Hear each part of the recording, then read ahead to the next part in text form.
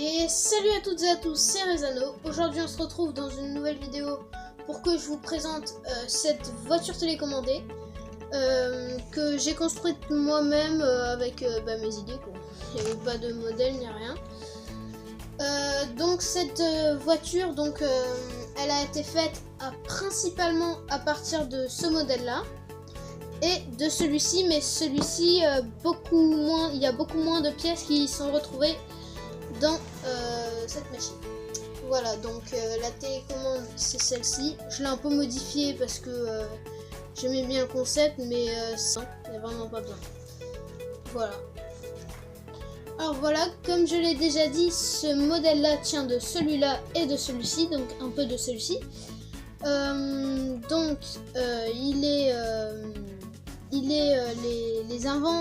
Les roues avant, pardon, sont pleines de suspension. Par exemple, ils peuvent faire un peu comme ça.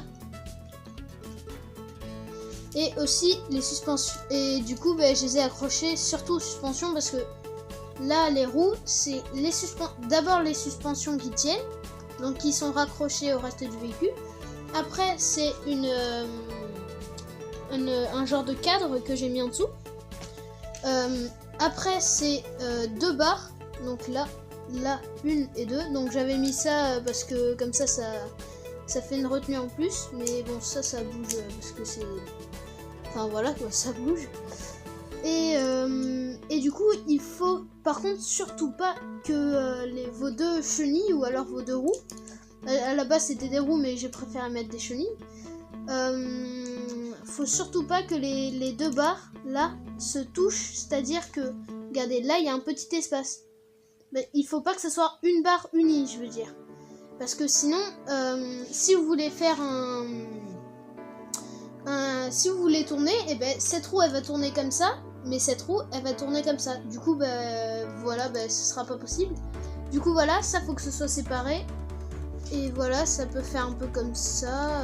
Ça c'est un peu flexible. Voilà.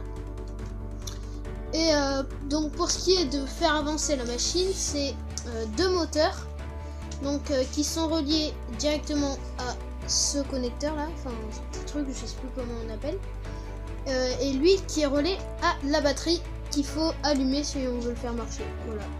Et donc les deux moteurs vont faire tourner ça, ce système d'engrenage. Normalement vous devez comprendre juste en le voyant. Voilà, vous pouvez faire comme ça. Donc voilà, la base du truc c'est juste deux systèmes comme ça. Donc la barre là, je sais pas pourquoi je l'ai mise, mais je sais pas comment ça marche.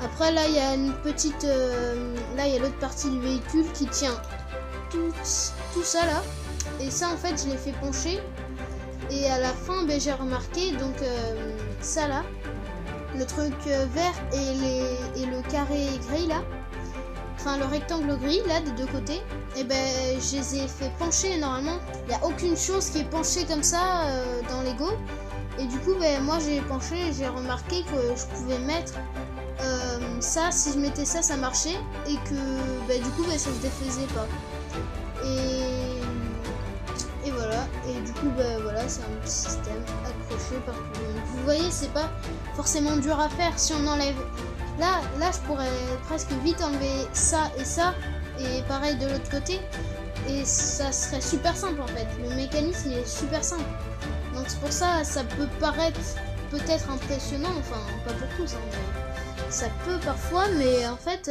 il y a vraiment pas besoin, parce que c'est juste des suspensions qui tiennent à l'avant, et puis donc d'ailleurs les suspensions elles viennent de ce modèle là, les engrenages ils viennent de ce modèle là, et tout le reste, quasiment tout le reste, ils viennent de ce modèle là, même la télécommande. Et aussi donc il y a la batterie, les deux moteurs et le récepteur, ils viennent de ce modèle là.